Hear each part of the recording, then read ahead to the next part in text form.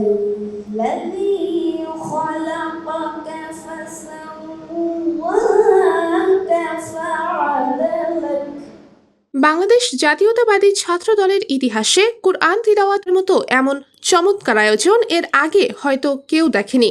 এ যেন এক নতুন বার্তা, যেন ছাত্র রাজনীতির নতুন এক বন্দোবস্তের সূচনা। الشمس والقمر بحسبان।